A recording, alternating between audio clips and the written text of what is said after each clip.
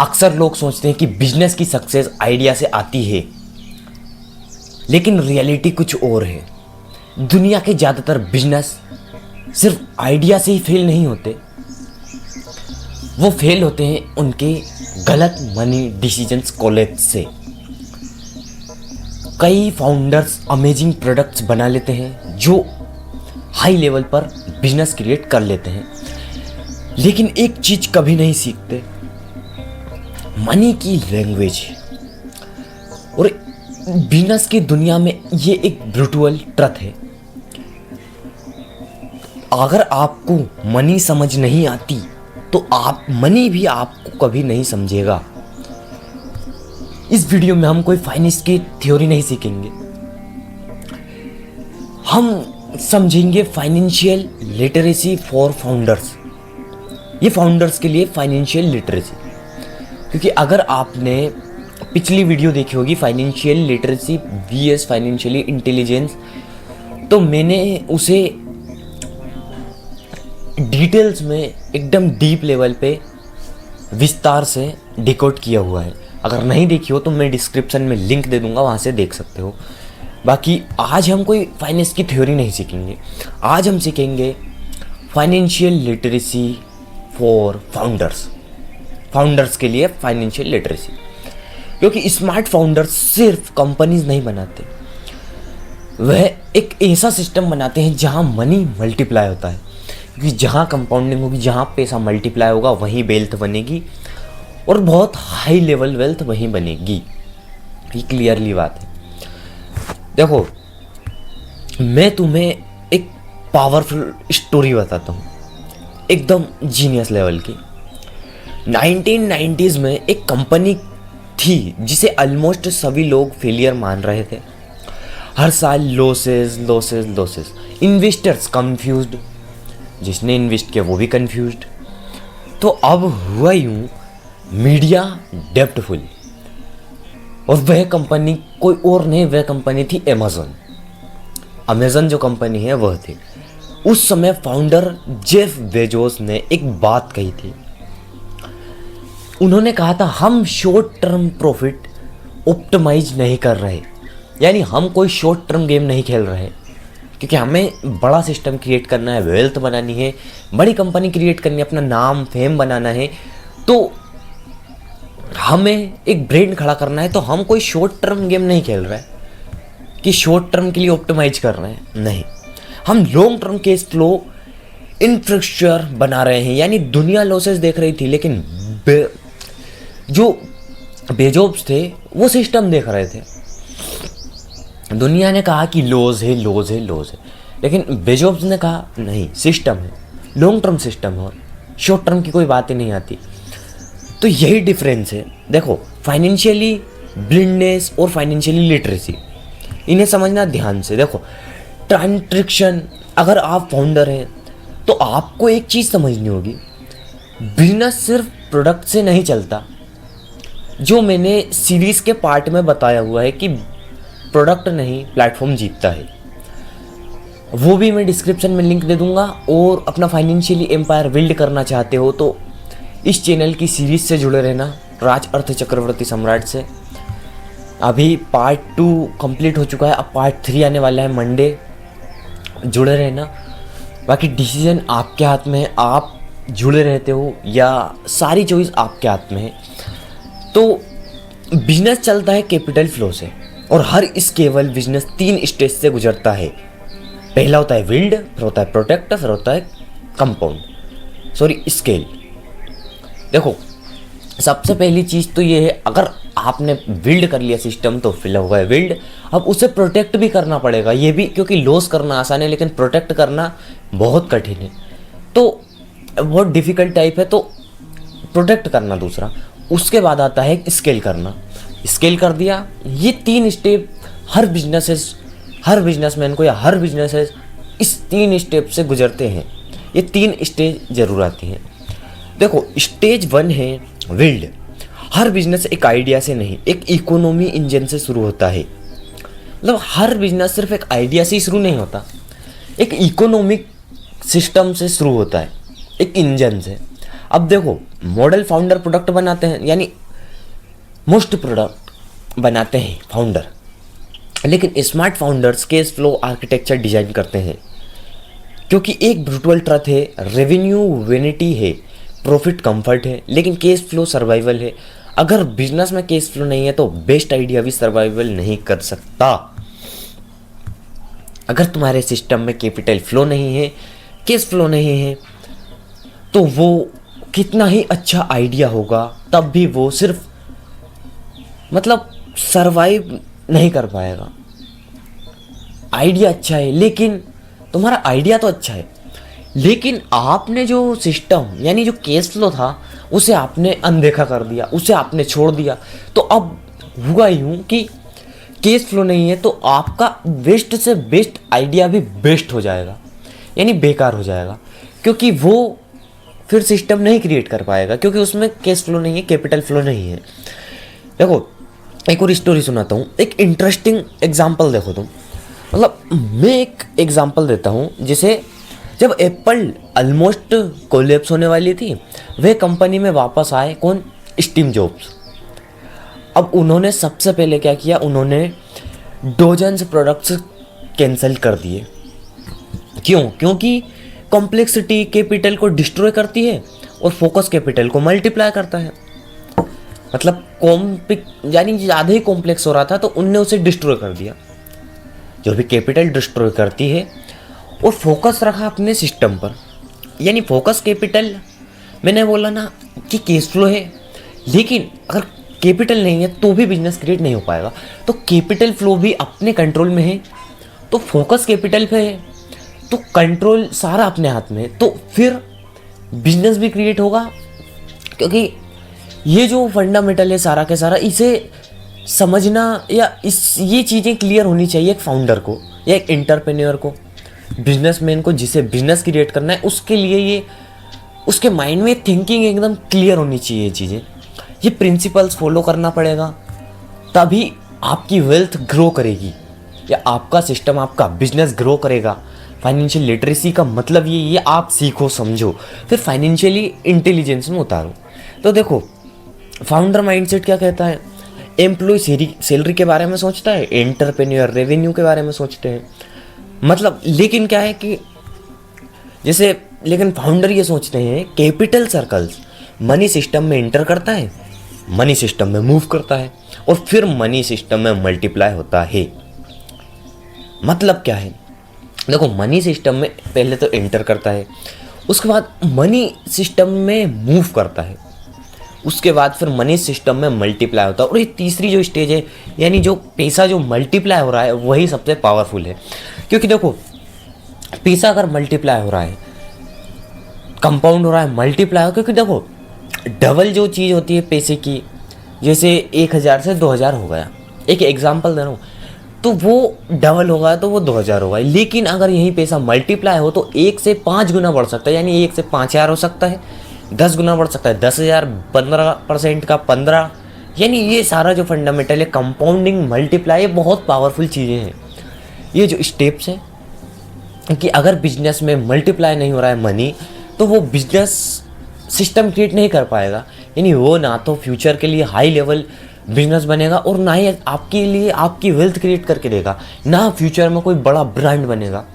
अगर Amazon, Netflix या Apple जैसा ब्रांड बनाना है तो उसमें ये होना चाहिए कि एक तो लॉन्ग टर्म होना चाहिए और कंसिस्टेंसी, और पैसा तो मल्टीप्लाई होना चाहिए। अगर पैसा मल्टीप्लाई नहीं होगा तो उस फिर मतलब कंपनी एक ब्रांड नहीं बन पाएगी, एक बड़ी कंपनी क्रिएट नहीं हो पाएगी। तो मल्टीप्लाई ज़रूर होना चाहिए पैसे को, जहाँ पैसा मल्टीप्लाई होता है वही सिस्टम है। देखो स्टेज 2 आती है अपनी प्रोटेक्ट। अब अपन ने ये तो समझ लिया हमने कि पहला पैसा यानी मनी बिल्ड, अब दूसरा जो आता है अपना प्रोटेक्ट, यानी मनी प्रोटेक्शन। बिजनेस में मनी बनाना मुश्किल है, लेकिन मनी बचाना उससे भी ज़्यादा मुश्किल है। यही वजह है कि स्मार्ट फाउंडर्स फोकस करते हैं, हमेशा फोकस करते हैं कैपिटल प्रोटेक्शन पर। देखो मतलब हिस्ट्री में एक बड़ा एग्जांपल है कैपिटल प्रोटेक्शन पर।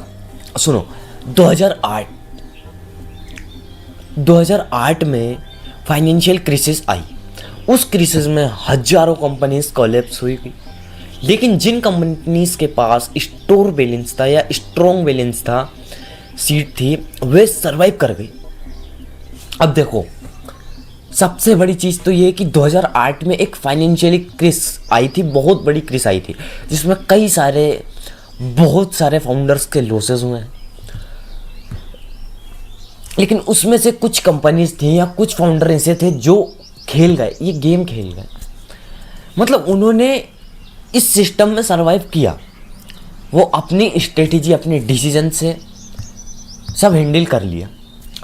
तो सबसे बड़ी चीज़ तो ये है कि प्रोटेक्शन, मनी बचाना तो मुश्किल है ही, मनी कमाना मुश्किल है। पहले मान लो अपन ने सिस्टम बनाया, हमने सिस्टम बना लिया, हमने एक बड़ी बिजनेस क्रिएट कर दिया, अब हमारे पास वेल्थ है, लेकिन हम उसका प्रोटेक्शन नहीं कर पा रहे, उसे प्रोटेक्ट नहीं कर पा रहे, यानी बिल्ड कर लिया, अब प्रोटेक्ट नहीं कर पा रहे। और बिल्ड करना इतना कठिन नहीं है जितना कठिन है प्रोटेक्ट करना, क्योंकि मनी प्रोटेक्ट करना बहुत कठिन है।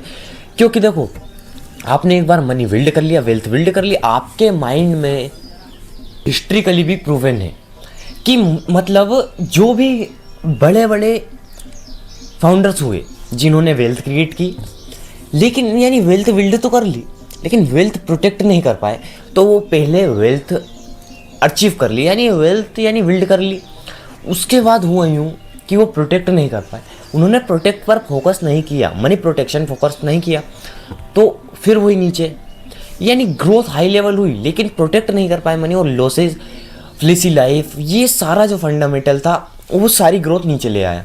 उसके बाद फिर उन्होंने हाई लेवल ग्रोथ कर ली, लेकिन फिर वही हुआ, क्योंकि जब तक मनी प्रोटेक्शन नहीं होगा, जब तक मनी प्रोटेक्ट नहीं होगा, फिर उन्होंने फाइनेंशियल लिटरेसी को पूरी तरीके से समझा कि बिल्ड, प्रोटेक्ट, स्केल। उसके बाद हुआ यूँ कि बड़ी बड़ी कंपनीज क्रिएट की। अब जैसे मान लो, अगर आप पैसा बिल्ड, मतलब मनी बिल्ड यानी कि वेल्थ बिल्ड कर लेते हो, लेकिन आप प्रोटेक्ट नहीं कर पाते, आप एक फ्लेसी लाइफ जीते हो, आप सोशल मीडिया पर फ्लेसी लाइफ दिखाते हो, लग्जरी लाइफ जीते हो, होटल्स में जाते हो, तो कुछ ही दिनों के बाद आपका पैसा सारा लॉसेस हो जाएगा, क्योंकि मनी बिल्ड करना मुश्किल है लेकिन प्रोटेक्ट करना और ज़्यादा मुश्किल है। तो मनी प्रोटेक्ट करना दूसरा फंडामेंटल हो गया। अब बात आती है फाउंडर डिसिप्लिन की, जो फाउंडर लेवल का डिसिप्लिन है उसकी बात आती है। तो देखो, फाउंडर के लिए एक रूल याद रखना जरूरी है, कैश फ्लो रिजर्वनेस वीकनेस नहीं है, कैश फ्लो रिजर्व एक स्ट्रेटेजिक वेपन है। जब मार्केट गिरता है तभी स्मार्ट कंपनीज अपॉर्चुनिटीज खरीदती हैं, यानी मार्केट गिरा और बड़ी बड़ी कंपनीज, जो स्मार्ट कंपनीज हैं जिसके फाउंडर स्मार्ट हैं, वो यानी एकदम हाई लेवल डिसीजंस लेते हैं। तो जैसे ही मार्केट गिरता है वो नई नई अपॉर्चुनिटीज़ क्रिएट कर लेते हैं। नई नई अपॉर्चुनिटीज़ लेने का उनका यही टाइम है। वो फिर जब मार्केट हाई लेवल पे जाता है, यानी ऊपर की ग्रो करता है, तो फिर उसे स्केल कर देते हैं। ये होता है सारा सिस्टम। ये फंडामेंटल जो है, जो डिसिप्लिन है एक फाउंडर लेवल का, कि रिजर्व सर्व, यानी जो भी है कि अब देखो स्टेज आती है 3, स्केल। सेलिंग बिजनेस का सबसे पावरफुल स्टेज है, लेकिन स्केलिंग सिर्फ ग्रोथ नहीं है। स्केलिंग मतलब है सिस्टम्स दैट मल्टीप्लाई यानी मनी। एक पावरफुल एग्जांपल देखो, अब नेटफ्लिक्स का एग्जांपल देता हूँ। नेटफ्लिक्स एक बहुत बड़ी ग्लोबल लेवल की कंपनी है, इंटरनेशनल, अंतर्राष्ट्रीय। तो नेटफ्लिक्स जो है वो देखो, उन्होंने क्रिएट किया subscription cash flow engine. Netflix ने सिर्फ स्ट्रीमिंग प्लेटफॉर्म नहीं बनाया, सिर्फ एक स्ट्रीमिंग प्लेटफॉर्म नहीं बनाया है जिसमें सिर्फ आप कुछ भी फ्री में देख सको, या मतलब ऐसा नहीं कि कोई छोटा मोटा प्लेटफॉर्म है। और वो प्लेटफॉर्म ही नहीं है सिर्फ, वो एक सब्सक्रिप्शन कैश फ्लो इंजन है, जो मैंने अभी बोला। अब देखो, और सब्सक्रिप्शन का मतलब क्या है? सबसे पहली चीज़ तो इसमें है प्रेडिक्टेबल रेवेन्यू। प्रेडिक्टेबल रेवेन्यू का मतलब ये है कि प्रेडिक्टेबल स्केल। अगर प्रेडिक्टेबल रेवेन्यू है तो मतलब वो ये कि प्रेडिक्टेबल स्केल, और प्रेडिक्टेबल स्केल है तो बहुत हाई लेवल जाएगा। अब देखो, आप ये समझो नेटफ्लिक्स है, आप नेटफ्लिक्स में कोई भी मूवी वॉच करो तो आपको सब्सक्रिप्शन मॉडल लेना पड़ता है। आपको सब्सक्रिप्शन मॉडल यानी सब्सक्रिप्शन पैक लेना पड़ता है। कहना ये है कि आप सब्सक्रिप्शन पैक लेते हो, जो भी है ये 199 या 499 या 399, ये सारा जो सिस्टम जो फंडामेंटल ये सब्सक्रिप्शन मॉडल है। और इससे ही क्योंकि करोड़ों यूजर्स यूज़ करते हैं नेटफ्लिक्स, और जब करोड़ों यूजर्स नेटफ्लिक्स यूज़ करते हैं तो सारा जो पैसा है वो सब यानी सब्सक्रिप्शन पैक लेते हैं। तो वो चीज़ जो है वो सारा के सारा पैसा मल्टीप्लाई हो रहा है, वो कैश फ्लो इंजन इसी वजह से है। तो देखो अब बात करते हैं फाउंडर लेवल की philosophy. Founder philosophy, employ time बेचता है, एंटरप्रेन्योर प्रोडक्ट बेचते हैं, लेकिन फाउंडर बिल्ड करते हैं इकोनॉमी इकोसिस्टम्स। और जब इकोनॉमी सिस्टम बनता है तो मनी ऑटोमेटिकली ग्रो करने लगता है। ये फिलोसफी है जो क्लियर करना मोस्ट इम्पोर्टेंट है। देखो एक एम्प्लॉय क्या होगा, सिर्फ टाइम बेचेगा। अगर एम्प्लॉय है तो वो कहीं जॉब करता है या सैलरी मैन यानी सैलरीड मैन कहीं जॉब करता है, अपना टाइम बेच रहा है, उसके बदले वो मनी ले रहा है, वो पैसा ले रहा है, और वो भी फिक्स ले रहा है, ये भी नहीं कि ज़्यादा फिक्स ले रहा है, यानी सैलरी फिक्स है, मनी ले रहा है वो। तो ये सारा जो फंडामेंटल है। दूसरा होता है एंटरप्रेन्योर, जो प्रोडक्ट बेचते हैं। अब एंटरप्रेन्योर प्रोडक्ट बेचते हैं और वहीं फाउंडर लेवल आ जाता है। और फाउंडर लेवल देखो, फाउंडर जो है, जो भी सारे फाउंडर्स है वो क्या करते हैं, इकोसिस्टम्स इकोनॉमी सिस्टम बनाते हैं। और अगर वो बना दी तो ऑटोमेटिकली मनी मल्टीप्लाई होगा, ऑप्टिमाइज होगा। ये सारा सिस्टम, ये मनी ग्रो करने लगता है ऑटोमेटिक। तो अगर आप फाउंडर बनना चाहते हैं तो एक चीज़ समझ लो, अगर आप फाउंडर रियलिटी में बनना चाहते हैं, सिर्फ स्टडी करके या ऑब्जर्वेशन करके नहीं, रियलिटी में प्रैक्टिकल लाइफ में आप फाउंडर बनना चाहते हैं, तो आपको एक चीज़ क्लियर करनी होगी कि फाइनेंशियल लिटरेसी अकाउंटिंग नहीं है। फाइनेंशियल लिटरेसी एक सर्वाइव लैंग्वेज है। फ्यूचर उन लोगों का नहीं होता जो सबसे ज़्यादा मेहनत करते हैं, फ्यूचर उन लोगों का होगा जो मनी के सिस्टम के अंदर कैसे मूव करते हैं ये समझते हैं। और जब फाउंडर ये समझ जाता है तो वह सिर्फ बिजनेस नहीं बनाता, वह बनाता है a system where money has no choice but to grow. जिसने फाइनेंशियल लिटरेसी समझ ली, जिसने ये समझ लिया कि मनी सिस्टम के अंदर मूव कैसे होता है, मनी सिस्टम के अंदर ग्रो कैसे होता है, वो हाई लेवल ग्रोथ अचीव कर सकता है। वो सिस्टम एक फाउंडर, वही फाउंडर है जो फाइनेंशियल लिटरेसी को अच्छे तरीके से समझे। और क्योंकि देखो फाइनेंशियल लिटरेसी मैंने बोला अकाउंटिंग नहीं है, मतलब फाइनेंशियल लिटरेसी सिर्फ एक अकाउंटिंग नहीं है। और सिर्फ अकाउंटिंग, मेरा कहने का मतलब ये है कि फाइनेंशियल लिटरेसी अकाउंटिंग है ही नहीं। फाइनेंशियल लिटरेसी का मतलब है कि आप मनी को किस तरीके से, किस दृष्टिकोण से देखते हो, आप किस तरीके से मनी को समझते हो, मनी के सिस्टम को समझते हो। अगर आपने ये समझ लिया कि मनी सिस्टम में कैसे मूव करता है, मल्टीप्लाई कैसे होता है, कंपाउंड कैसे होता है, बिल्ड प्रोटेक्ट स्केल, ये समझ लिया, तो आप अपनी वेल्थ क्रिएट कर लोगे, आप अपने बिजनेस को एकदम हाई लेवल ग्रोथ पर ले जाओगे। तो ये सारा जो फंडामेंटल है, आज का कॉन्सेप्ट इसी के ऊपर था कि बिल्ड प्रोटेक्ट स्केल। सबसे इंपॉर्टेंट चीज़ है प्रोटेक्ट, क्योंकि देखो सबसे पावरफुल स्टेज है स्केल। तो पहले बिल्ड, उसके बाद प्रोटेक्ट, उसके बाद स्केलिंग। तो ये सारा जो फंडामेंटल है, ये प्रिंसिपल्स आपको फॉलो करने होंगे, तभी आप एक फाउंडर लेवल जा सकते हो, आप फाउंडर बन सकते हो आपकी प्रैक्टिकल रियलिटी रियल लाइफ में। बाकी आज का कॉन्सेप्ट था इसी के ऊपर, बिल्ड प्रोटेक्ट स्केल। बाकी कोई भी डाउट, कोई भी क्वेश्चन रह गया हो तो वो मुझे कमेंट में लिख देना है, ईमेल कर देना। बाकी मैं डिस्क्रिप्शन में लिंक दे दूँगा, वो वीडियोस देख लेना। और इंस्टाग्राम से जुड़े रहना, इंस्टाग्राम से तो जुड़े ही रहना, और व्हाट्सएप चैनल से जुड़े रहना, जिस पे मैं डे बाय डे नई नई डीप इंसाइट्स लाता रहता हूँ। बाकी मिलते हैं कुछ नेक्स्ट सिस्टम के साथ, तब तक के लिए जय महाकाल।